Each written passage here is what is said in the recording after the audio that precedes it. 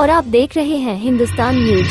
आगामी विधानसभा चुनाव 2024 के मद्देनजर यवतमाल जिले में चुनावी हलचल तेज हो गई है। भारतीय जनता पार्टी के कार्यकर्ता और महान सामाजिक कार्यकर्ता नितिन मडावी ने अरनी केलापुर विधानसभा क्षेत्र के लोगों से भाजपा का समर्थन करने की अपील की है। नितिन जी मडावी, जो प्रदेश महामंत्री अनुसूचित जमाती आघाड़ी महाराष्ट्र और महाराष्ट्र प्रदेश भाजपा के सदस्य हैं, ने अपने काम और क्षेत्र के लोगों के साथ करीबी संबंधों के कारण जनता का समर्थन जुटा रखा है। उनका कहना है कि वर्तमान में भाजपा का विधायक होने के बावजूद लोगों को नए चेहरे की जरूरत महसूस हो रही है और इस बार वे खुद को उस नए चेहरे के रूप में प्रस्तुत कर रहे हैं। उन्होंने महाविकास आघाड़ी पर भी आरोप लगाया है कि वे यवतमाल जिले में सिर्फ झूठी अफवाहें फैला रहे हैं और विकास कार्यों पर ध्यान नहीं दे रहे हैं। आइए सुनते हैं नितिन मडावी जी का संदेश।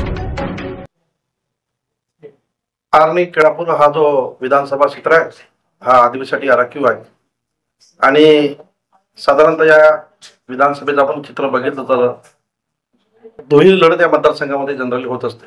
त्याच्यामध्ये दोन्ही राष्ट्रीय पक्ष, एक तर काँग्रेस आणि दुसरा भारतीय जनता पार्टी।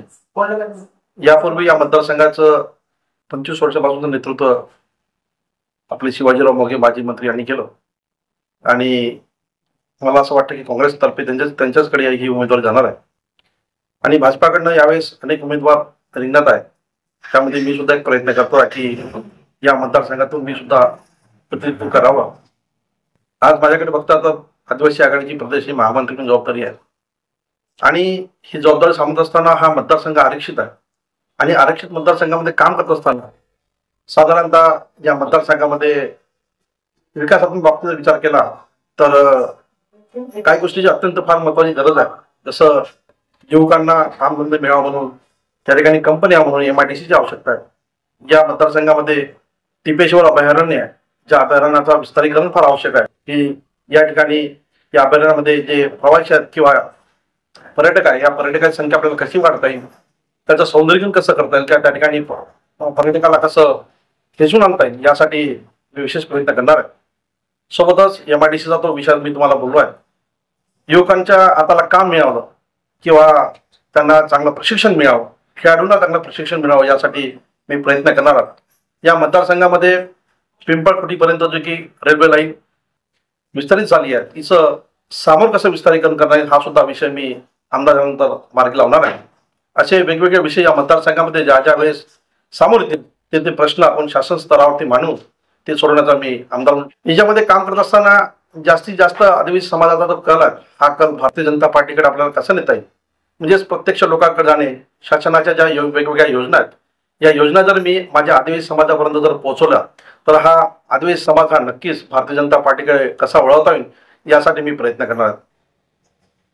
ही योजना या शासनाने आणली आहे, ही योजना अत्यंत प्रभावशाली योजना ठरली आहे आणि ज्या योजनेच्या माध्यमातून ज्या महिला आपण नोंदणी करतायत, ज्या महिलांना प्रत्यक्ष लाभ मिळतो आहे, ज्या महिला या सरकारप्रती आपला समाधान व्यक्त करतात की या शासनाने आमच्या महिलांसाठी, आमच्या भगिनींसाठी जो उपक्रम चालू केला, हा उपक्रम अत्यंत प्रशंसनीय आहे आणि या उपक्रमाच्या माध्यमातून जो मिळणारा प्रतिसाद आहे, हा प्रतिसाद आम्हाला या मतदारसंघामध्ये पाहायला मिळतो आहे। जेणेकरून भारतीय जनता पार्टीने घेतलेले निर्णय आहेत, हे निर्णय प्रत्येकच निर्णय हे सकारात्मक किंवा या लोकहिताचे निर्णय आहेत।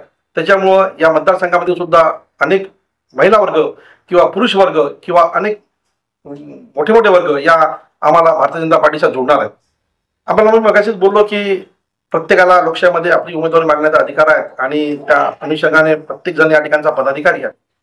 प्रत्येक जण या ठिकाणी म्हणतो की मला या BJPकडनं किंवा कुठल्याही एका पक्षाकडनं मला उमेदवारी मिळावी, पण हे होत असताना पक्षांना फक्त कुठला एक उमेदवार हा जाहीर करावा लागतो आणि अशा स्थितीमध्ये जो काही उमेदवार या पक्षाने या मतदारसंघामध्ये देईल त्या उमेदवाराच्या भक्कमपणे पाठीशी उभं राहावं अशी आमची सर्वांची प्रयत्न असणार आहे।